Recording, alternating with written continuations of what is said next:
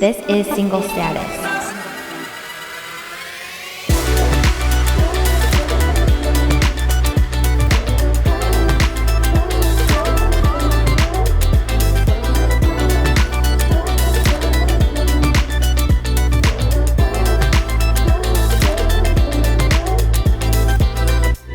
Hello, Single Status fam. Welcome back to the show. So excited to have you here. If you're new here, I am very happy that you're here. Welcome to our community of singles and dating and relationships and all the fun stuff that we talk about on the show. So, hey, before we jump into the episode, I want to do a little intro, and I want to remind you to follow me on Instagram and TikTok if you don't already at Samantha Vigneault.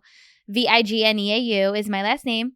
And that's where you can keep up with everything that's going on in the show. And if you want to DM me, like interact. I love to meet my listeners and everything.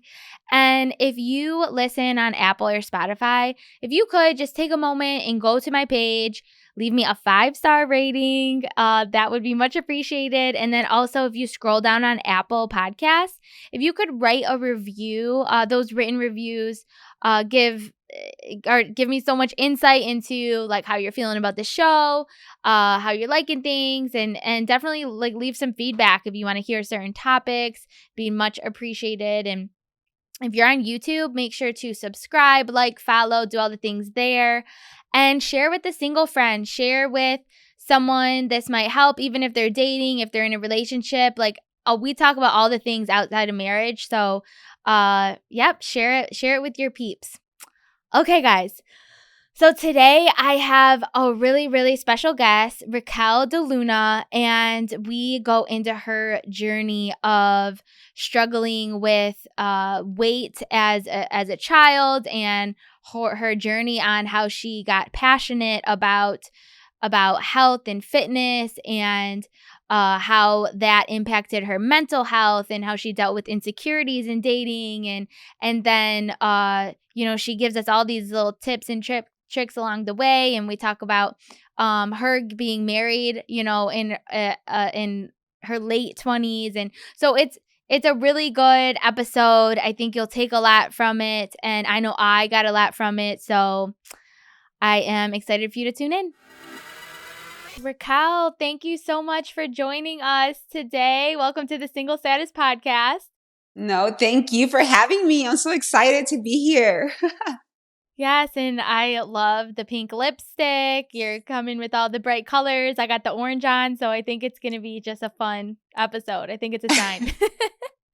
And we were going to match, girl. We were going to match, but... Yes, next time we'll have to coordinate outfits because that's fun. I'm kidding. Yeah, so let's just jump right into it. So you are really passionate about like health and fitness, and I'm really excited to go deeper on that because we really haven't talked about that in the show, and it's so important, health and fitness, and I know you're really passionate about it. So let's just start with your childhood and your like upbringing, and where this passion for health came from. Yeah, so well, I'm Mexican American. I was born in Mexico, raised in Texas, in the El Paso, Texas area. So if anybody's hearing from El Paso, I'm pretty sure a lot of people are going to hear from El Paso. But I grew up with... It's funny? What? I was just going to say it's funny because a lot of people on social media think I'm from Texas and think I'm Hispanic. They're always like, are you from El Paso? Are you from Texas? But I'm actually not. I'm Italian, and that's where the I heard that, dark complexion comes from. Anyway, sorry, I cut you off. No problem. That's good. Because I was nervous. I was just kidding. Okay, so yes, I grew up in El Paso, Texas, and I struggled. Well, the reason how I got interested in the fitness was I grew up overweight all my life since I was in elementary. I think the first memory that I have of me being overweight was like in second grade or first grade, where I remember, I don't remember exactly what happened, but I think somebody made fun of me in class. It was like a classroom setting. And I always remember this teacher she stepped up and she was like, well, she was a very fit teacher. And I remember her saying, I used to be like her when I was little. And when I grew up, I started exercising. And so she kind of like said, she's not going to be like that forever or something like under those. That's kind of what I got. And I remember I was like, oh my God, like she was like me. It gave me that like, she was like me. And like, I'm not going to be like this forever. Now, let's take that back. I'm 39 years old. Obesity was not as normal as it is now. So being overweight when I was a kid was extremely different. It was rare. You wouldn't see chubby kids in classrooms. You were like I would literally go around my classroom and see, okay, I'm the only chubby one here. I'm the only, yeah. And it was like, I would visit my family in Mexico and I remember my cousins be like, oh my gosh, why are you so chubby? Like, why are you so big? They would always be impressed, but it was rare. Now you see it more. Now it's normal to see kids overweight and people struggling with weight. But back in those days, it wasn't as normal as it is today. And so I always grew up thinking, I'm going to have to lose weight. I have to lose weight. I have to lose weight. I would tell my mom, I want to be skinny. I would pray. I would, at a very young age, I was very aware that my weight was not normal and it wasn't good. So I would always be attracted to subjects like diets or things that people that would be like, if I would see a cousin that I would see her later on and she lost weight, I would be that person to be like, what did you do? Like, how are you losing weight? Things like that they really were highlighted in everything I would do and everything I would say. So I think that followed me till my adulthood it was my senior year in high school when I got introduced to living a healthy, balanced lifestyle and the role that nutrition played in that. So when I got introduced to that, it changed my life. One, because I was looking for it. Two, because I was ready to make a change. And I was able to drop all the excess of weight that I had carried for years within a period of a year and a half. And how old were you at that point? I was 18 going for 19.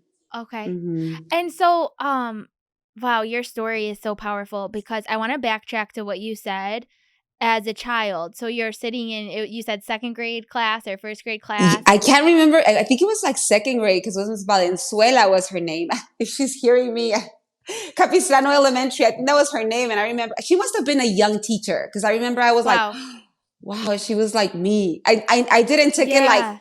I didn't take even like, okay, the kid is making fun of me. No, I took it like there's hope, Wow.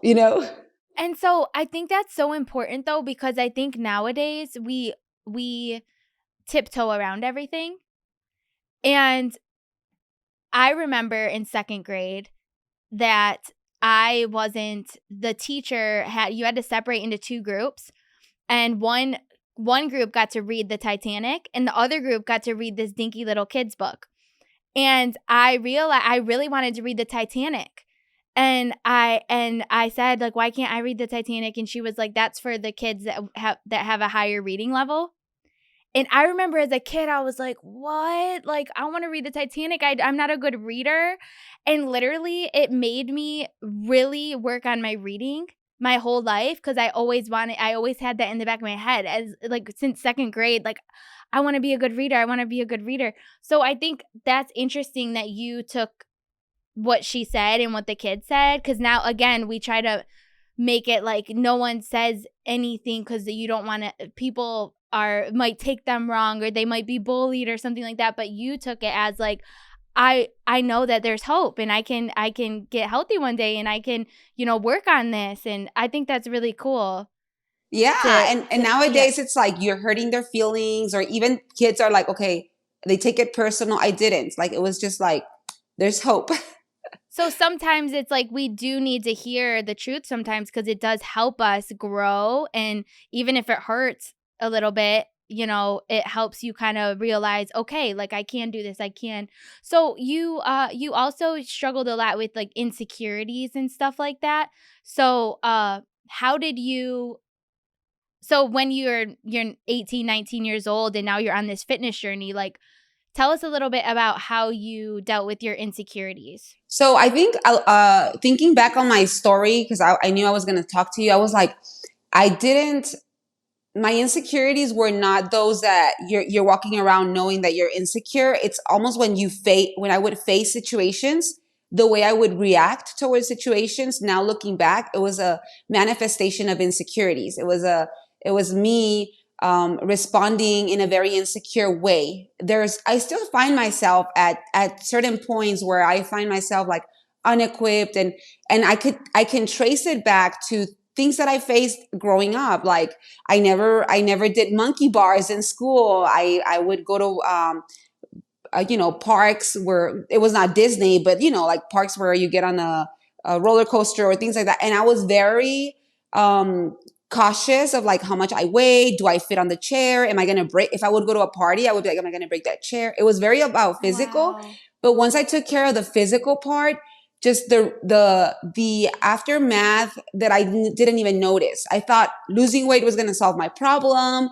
Like that was my ultimate. I shared with you that my friends were looking for dating. I was looking for a diet. I was like, I'm not going to date until I lose weight. That was like a desire that I had. And I knew I had to take care of it prior to moving on in life. And so when I did reach the weight loss journey and I was faced with dating opportunities or with getting to meet people, this insecurities of like, I'm big, I'm not pretty enough, like they would manifest, not always, but I would find myself in situations and be like, this is probably not going to move forward because I'm not good enough, or I don't fit the qualities, or I don't. And those, we need to, I've learned to train them. They don't always go away. They go away. So I would say 80%, God takes care of that because you know who you are in him. But like, there are times where that wants to come back and cripple in. And I think those cripple in when you're walking a little further away from God, but they'll always be there, but you got to train yourself to understand and know that that's no longer you. That was no longer me.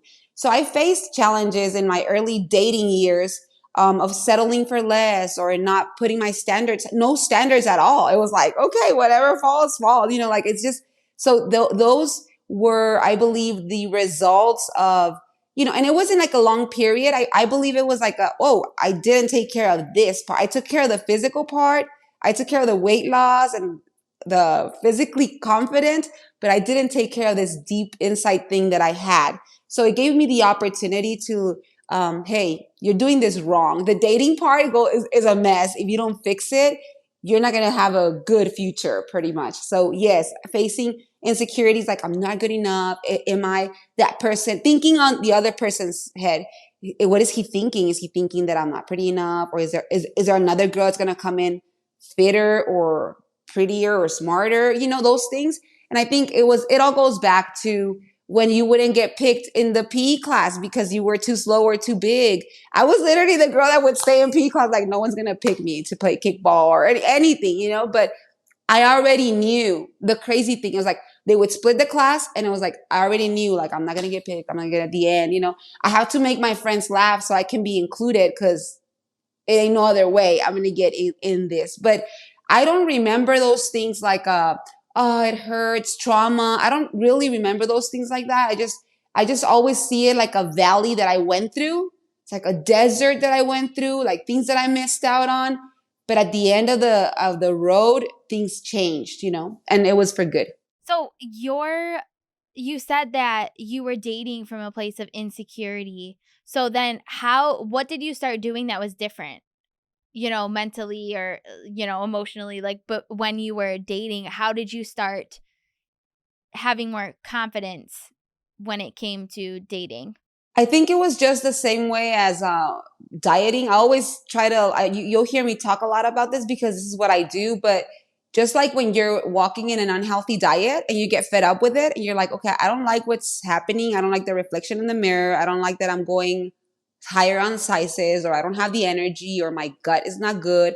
All that stuff, you get tired of it. I don't like where I'm being placed. I don't like the place I'm allowing people to put me in. I don't like what I'm becoming. I don't like how I'm speaking. I don't like who I am.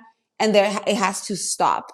And so it just goes back to the discipline of this is this has to stop. And I knew I needed to find my confidence in something else more than a relationship. And so it was at a good early age because I had just recently lost my weight. And then I got opportunities to date, and I was like, I'm not ready for this. Like, I'm a mess. Like, it's not even you.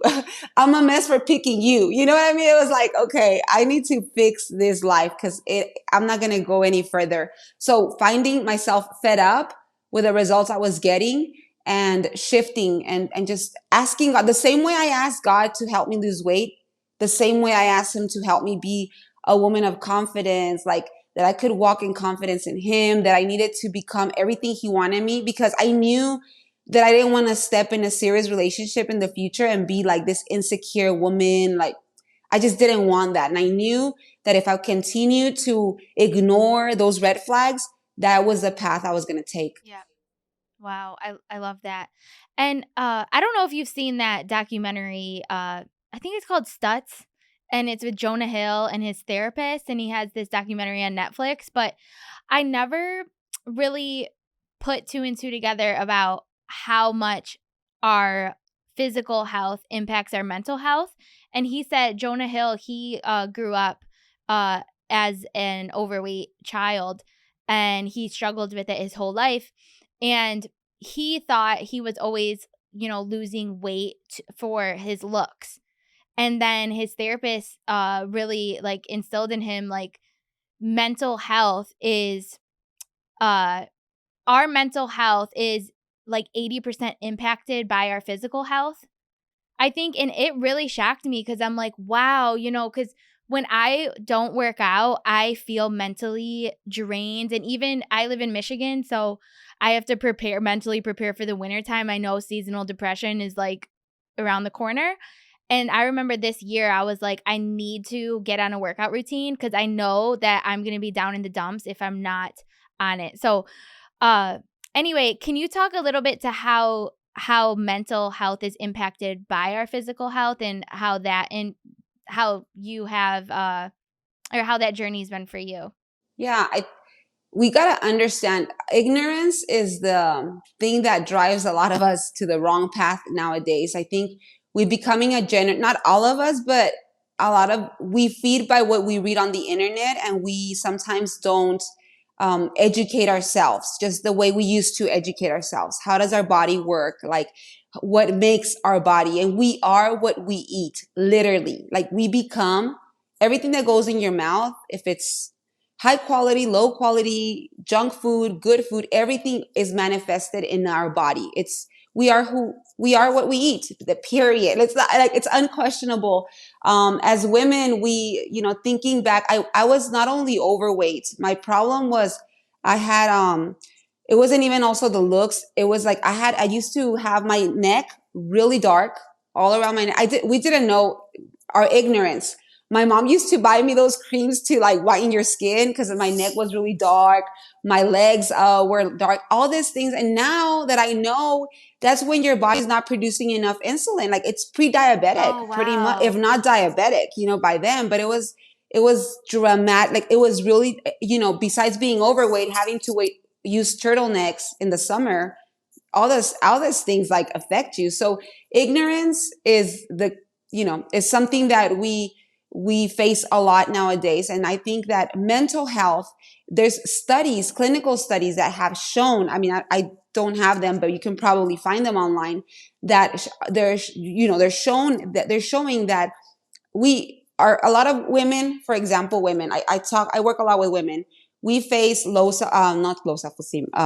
We face a lot of mental health issues, and they link it a lot with hormones, right? So a lot of times when I get people in my team, they're like, well, my hormones, the doctor said my hormones are, I don't have a hormonal problem. And I have a hormonal problem, until one day I was like, let's see what your hormonal problem is. Like, your hormone problem, the root of a hormone problem, the root is our food. Whatever we eat goes directly to your hormones. It's like a journey. It's like all goes back linked to your food. So it's not like you blame the hormones. It's like, it's mental health is directly linked to what we eat. To, yes, some of it might have to do with our feelings, but think about it. If we are what we eat, the way, if your body is if your body is swollen, if your brain is swollen, if you're tired, if you can't move your body, if you don't exercise, you don't produce a happy hormone, right? If you don't produce a happy hormone, then you face a challenge in life and you're more than likely going to make a wrong choice. And then when you make the wrong choice, you're like thrown in the bed crying because things didn't go your way. And then if you're feeding yourself junk, it's like there's no way you're going to wake up from that or get up from that. And we're in this vicious cycle, and we're not pointing out to the problem. I mean, we do have an epidemic of mental health. I mean, and you see the awareness and the march and the runs, and I'm like, yes, but where's the solution, you know?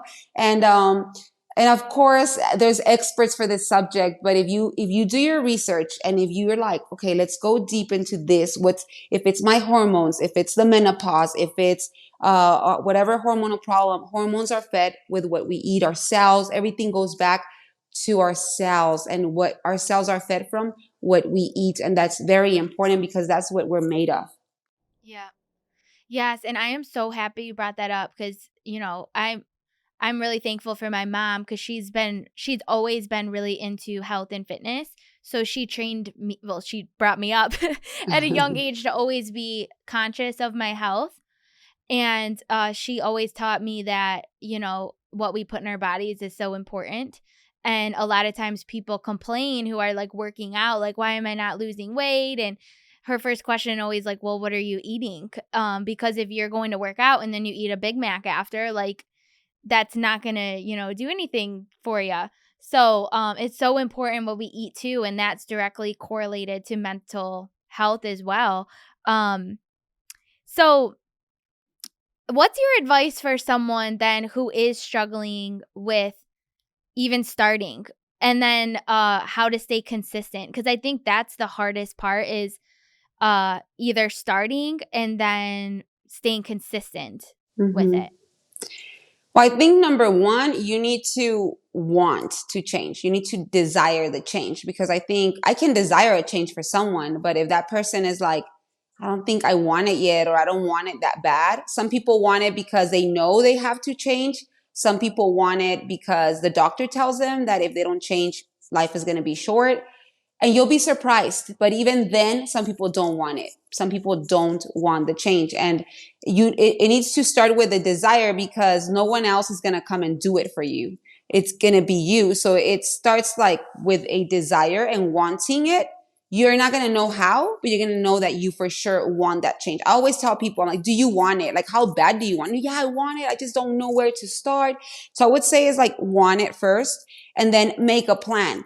How are you going to get there? Like, you got to make a plan. You might be like, okay, I have no idea. I have 50 pounds overweight, or you're not overweight. Maybe your gut is not good. You got to change your eating habits. Like, but you got to look for a plan.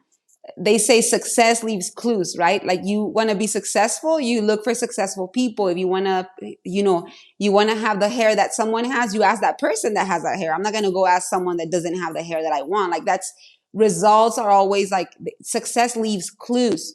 And so I would approach someone that has the results I'm looking for. I mean, if you're in weight loss, if it's with your gut health, if it's fitness, if ask for help, ask and you shall receive. Like, if you look, there's people out there that genuinely want to help. And then, for me, the most important thing is don't just try, because trying is not enough. You have to train. So don't try, because we can try and we're going to fail. But if we training means that you try one day, you fall. What happens when you're training, you try really, you don't only try, you do what you're supposed to do. And when you train, you do what you have to do, because later on you want to receive that reward that you want. You don't do what you want to do. You give up what you want to do for what you want to have later on. So you train, and people that train will tell you that, that I've been reading Craig Rochelle's book, and he explains it very well. He says that people that train, you don't join jiu-jitsu and like my son and my husband just joined jiu-jitsu, and they're like, they come injured, girl. Every night they're like they're not winning. They're training, they're training, but eventually they want to walk through that. And it's the same way with anything, with health and fitness, with weight loss, with healthy gut, everything. And even in life, for pursuing your goals, you have to train. And a lot of times we start our training and we're so sore that we give up. But you don't have to just try, because trying is not going to take us everywhere. Trying might be the thing that has kept you where you're at right now. But training, you train and you're like, okay, I know I have to eat vegetables. I've never eaten vegetables in my life. I'm not a vegetable lover, but I'm going to train myself to eat vegetables. Or I'm going to train myself to go to the gym. I'm going to train myself to read about fitness. I'm going to train myself to do this and that. And I think stop trying and start training. Craig Rochelle says it on his last book. And that's, and the last one, which is key, is accountability. You have to stay accountable to somebody. That's why I love social media. It was a time where I wasn't accountable to someone. I couldn't. And it was just a period of time. And I was like, I'm going public. And I don't care. I'm like, I'm going to put myself out there, and I'm just going to like show. Did I get messages where I was like, yeah, comments where it was like, yeah, but I'm not there for them. I was there for accountability and knowing that, because when you're accountable to someone, it makes a difference. And stay accountable to someone that dominates that area, or that has accomplished, that has the results that you're looking for, because that's not going to, don't stay accountable to to your buddy that is probably in the same boat that you are. Right. Right. That's so good. I was just talking to Carlos about this, my producer. I wanted to start a podcast, but I knew if I did it out of my house, there's no way I would have did it. So I said, okay, if I'm going to do this, it's on my heart. I need to invest and work with a company that will do all the things that I don't want to do. And to hold me accountable to actually doing it. So now I can focus on content, and now I'm accountable to actually following through on it. And I think with health and fitness, if we need to invest, that is what we have to do. Like sometimes we hold so like tight to our money, but if it's that important, like we may need to invest in like a personal trainer or a nutritionist or someone to hold us accountable that can actually help us, or signing up for like Orange Theory or something like that. And that accountability, it does create consistency. That's good. Yes. So I kind of want to switch gears or transition into, you got married at 29. And you were friends with your husband before. It was really unexpected.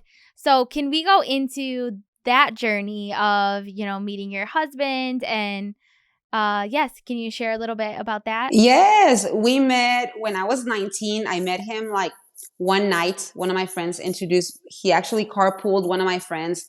And it was literally like, hey, how are you? And I think I invited him to church. I don't remember. We had like a conversation. And I had just started my weight loss journey, so no physical attraction right there on his end. But I remember it was just like he thought I was like a cute little girl, because I'm a little younger than him, like 2 years, and he was already in college. It was my senior year in high school, and we kept the friendship. So it was back in the days where there was no Facebook, so all you had was like Messenger.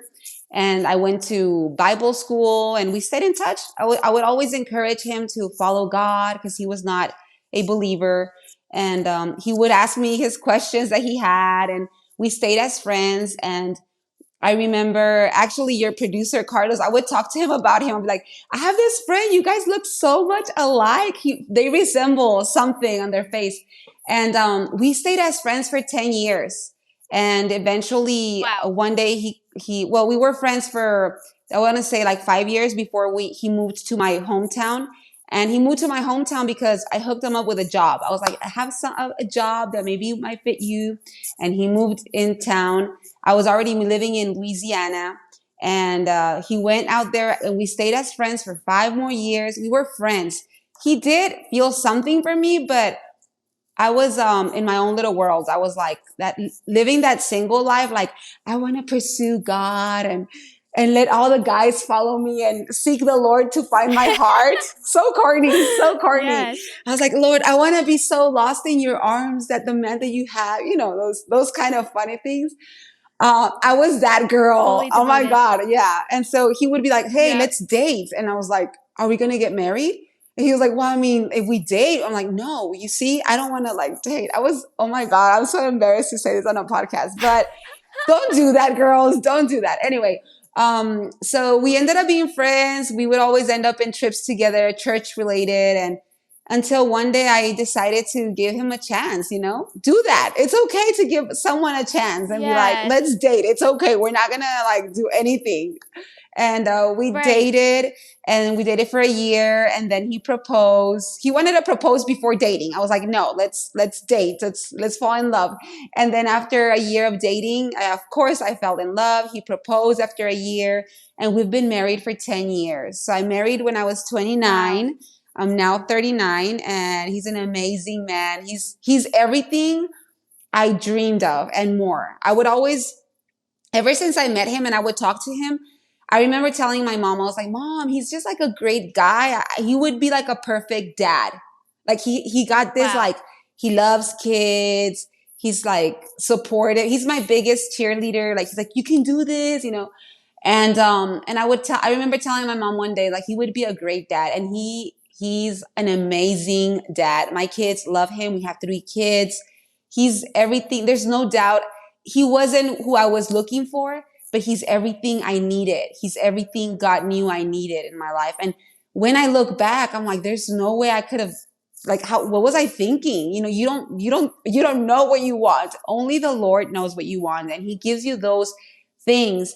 And to be honest, if he wouldn't have put a little pressure, I would probably be that person that was like still single, because I was like, girl, I was traveling to Africa, Europe. Like, I was like, if I wanted to go to Peru, like, I was literally like, he kind of settled me in a little bit, persuading my heart, and I was okay with that. But definitely you could see that it was God putting him there. It's, because you're not going to miss out on God. You're not going to miss out on, like, okay, when you're walking in him, when you're really truly searching God, he puts that person that's going to continue walking the journey with you. Yeah. Mm-hmm. Yes, I love that. I love that you said this, because the scripture that's been really on my heart the past few years is seek the kingdom above all else, and all of your needs will be met. Because when we're seeking God first, he will supply everything we need. Like, we don't have to worry. We don't have to doubt, because he has everything planned out to a T for us, especially when we're delighting in the Lord first. And recently, literally like a few weeks ago, and I talk about this in like solo episodes, but I kind of have like thrown out this list of what I'm looking for, because I realize, like, every time in life that I try to do, like, pick out every little detail, and I try to do everything my way and what I think is best for me, like, it ends up in a mess. So what you're saying, like, literally a few weeks ago, I literally just said, Lord, I surrender this list to you, and I want, like, you to choose my spouse. It might not be like what I'm looking for, what I ever thought I'd end up with, but you know what's best for me. So I'm surrendering that to you. And I love that's, what you're saying here is, you had no idea that you would end up with someone like him, but that's what God gave you. That's Right. that's so cool.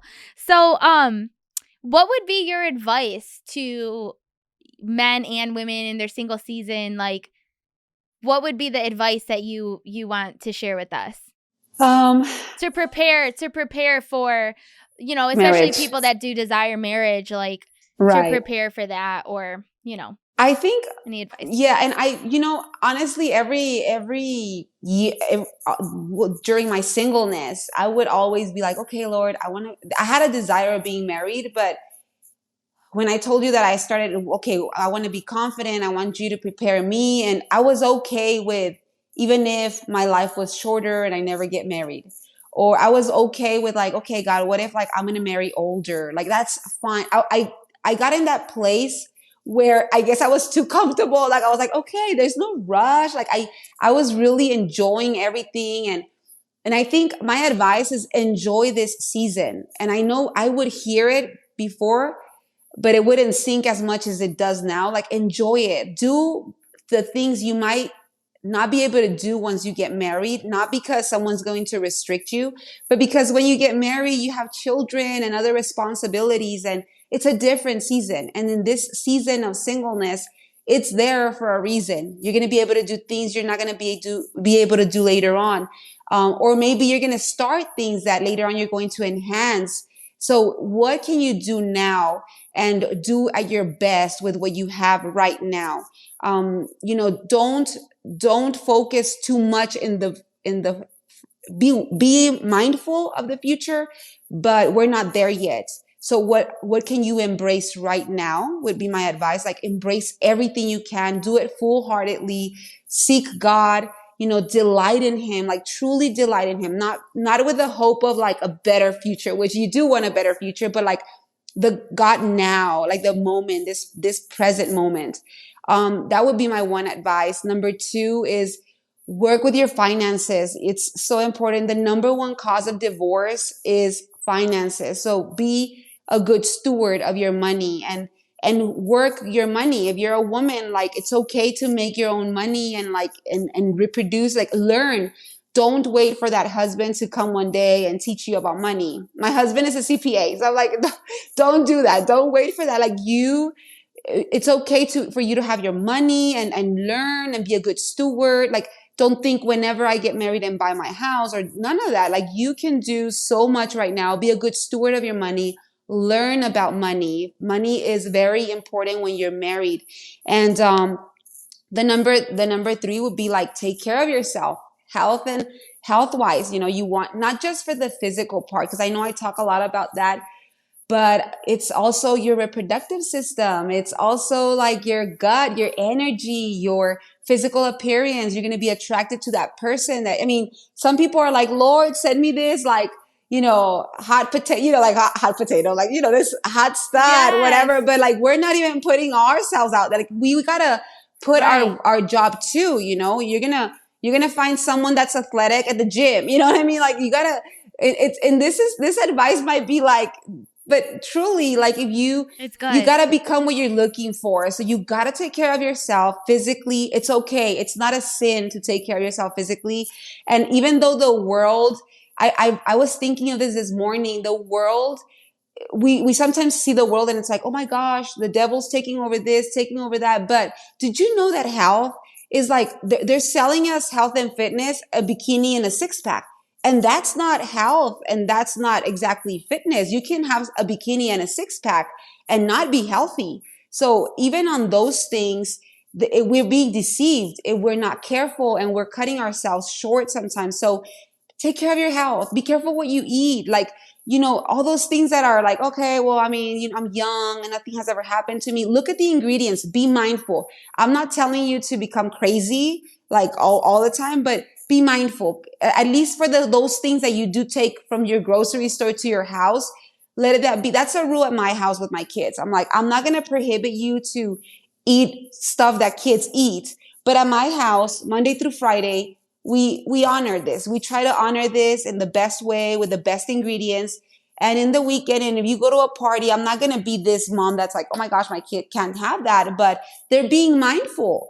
My kids ask me, Mom, is this good? Like, does it have a lot of sugar? Like, because we're creating that culture, and I'm not traumatizing my kids. I'm just teaching them.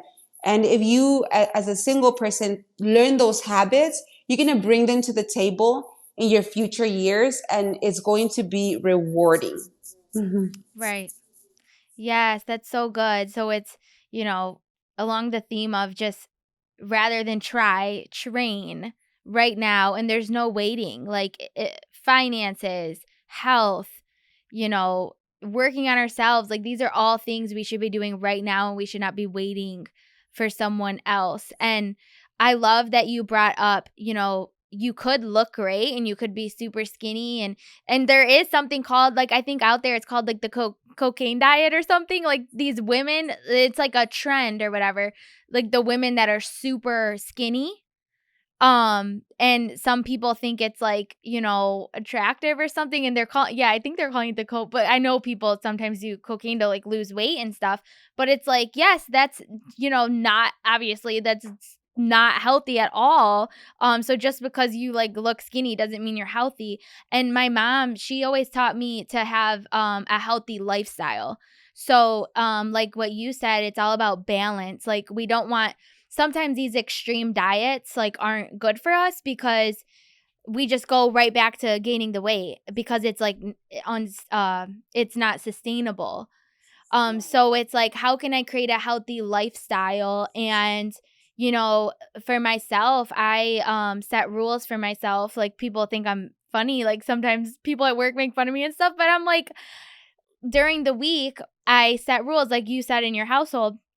I'm like, I eat a certain way for like breakfast and lunch and dinner during the week, like Monday through Thursday. And then I'll let myself like splurge on like Friday for dinner and like on Saturdays, like I kind of set rules in place, but I also I allow myself to, eat like treats and stuff during the week, but it's all about balance.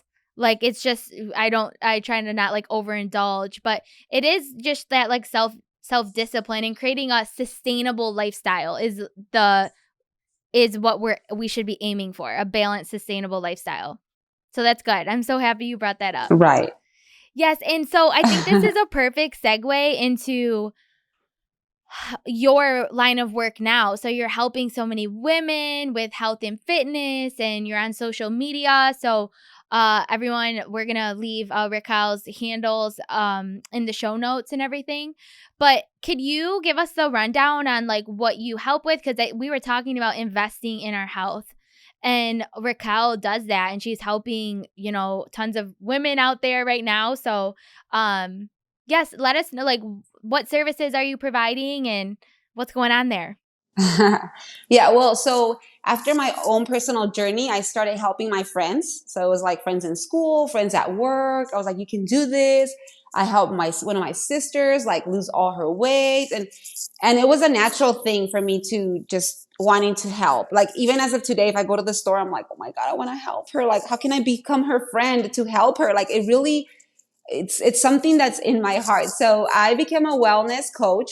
So I help women live a healthy lifestyle through 21-day challenges. Okay. So the misconcept of 21 challenges is people think, okay, I'm going to jump in a diet for 21 days. It's pretty much an accountability group for 21 days. It's helping women for 21 days because in 21 days, you can build healthy habits. You can actually change your habits and live healthier if you implement new habits, right? So we do it through 21-day challenges. We literally connect with women from all over the world. We have women from Colombia, from Peru, from Spain, the United States, of course, Mexico. And through social media, I've been able to do this. And I love it because I'm a mom of three and recently moved back to Texas.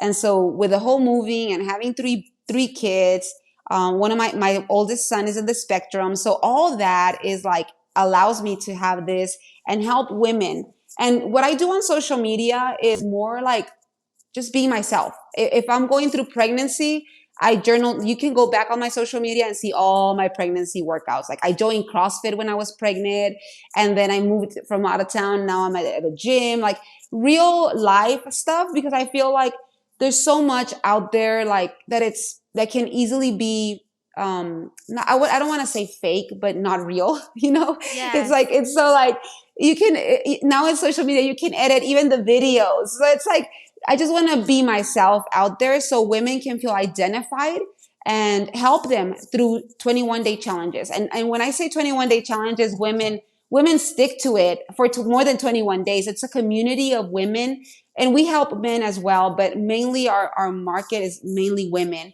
and helping them reach their goals no matter what they're going through, no matter if they're pregnant, no matter if they're on their postpartum journey, if they've never had babies, or they just want to have a cleaner gut, or just implementing healthier habits, because people don't know. Like a lot of people don't know. A lot of people were not raised like you were, or never got introduced to nutrition like I did. So that's what we do. So yeah. And I journal everything on social media. I'm pretty much that mom that's like sharing everything. Like my kid went to school, and like we celebrating wins, and it's nice to connect with other women through social media. It's incredible. I love that.